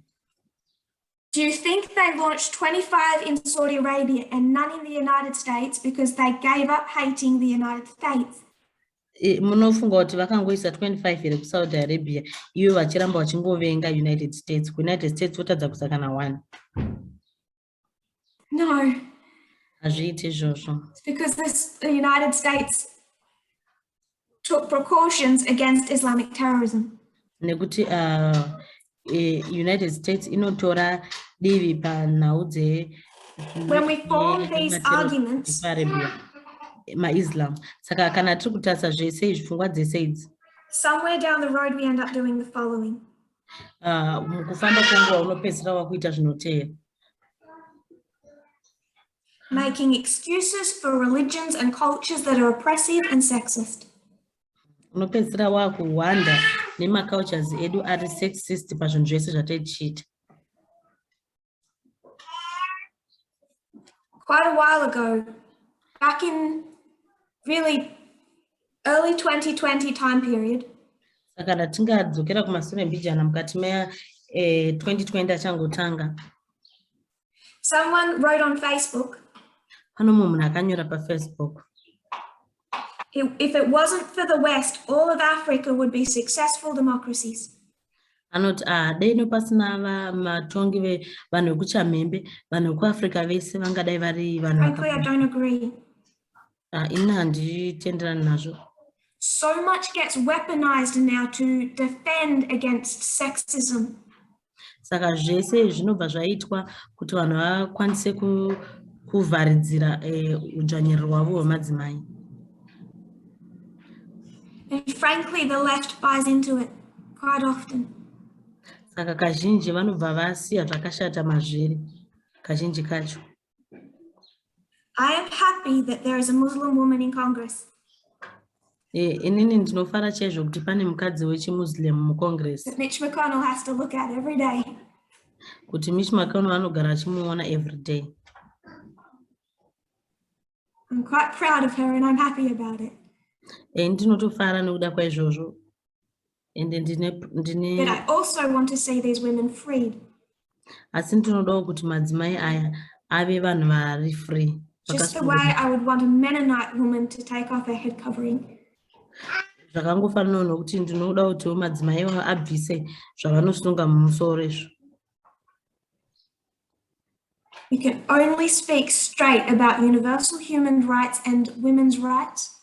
Saka tinokwanisa kutaura pamusoro kodzero dzemadzimai dzinobata vanhu vese pasi rese. And LGBT issues across the world. Nekodzero dzengochani pasi rese. If we understand the world correctly, kana tichikwanisa kunzwisisa we can only understand the world correctly kuti tinyatsonzwisisa nyika chaizvo chaizvo if we are painfully careful with our sources. Kana tiri vanhu avo vanotarisisa zvinhu zvatinowana nawo pazviri.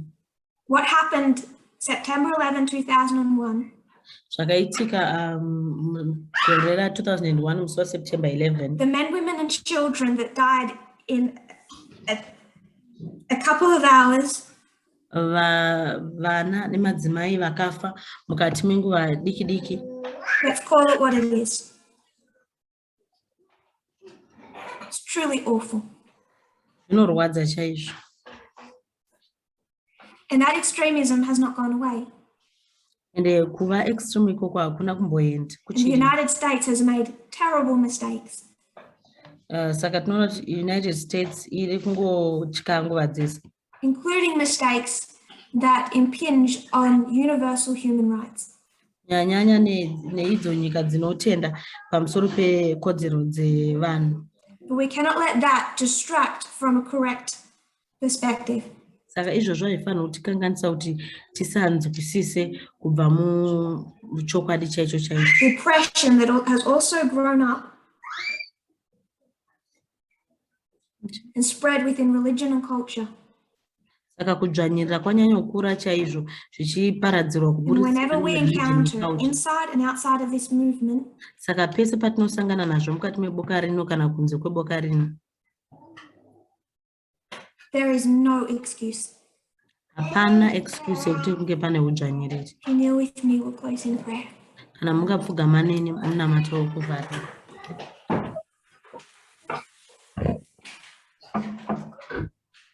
Dear Lord, kuna Ishe wedu, so close to the end of our reform line. Tave mukupedzisira kwereform line yedu. We're meant to be servants, teachers, tiri vadzidzisi uyezve namasikana, tiri mapriest. Lord, any chance to still prepare. Mukana upi na upi Ishe unotigadzira. May there not be laziness or lethargy. Hachifanira kuti siya tiri vanhu vane unyope. May we all see our personal need Tese ita kuti tione chidokwa chekuti to form a correct perspective, kuti tigadzire maonero chaiwo echokwadi, so that we can be of use. kuti tikwanise kugadzirisa maonero edu. Pray that you will bless your people. Nonamatira kuti mukomberere vanhu venyu. Many of them still in the Sabbath hours. Vazhinji vavo vari mukati memaawa matsvene eSabata. Elder Parminder, is he soon to present? Elder Parminder vachapawo chidzidzo munguva pfupi and all across the world as they remember this date. Nevanhu vese pasi rese apo vari kurangarira zuva irori. In the few moments that brought such destruction.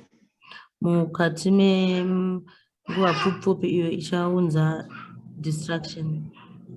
I pray, Lord, the world might awaken. Mwari ndinonamatira kuti vanhu munyika vave Beginning with Adventism. Kutanga nemasabata. Will they see the hope in the methodology of this movement? Kuti vakwanise kuramba vachiona tariro mukati memethodology yemovement ino nekudzidzisa kwedu. Pray this in Jesus' name. Amen. Tikomborere kubudikidza nezita raJesu. Amen.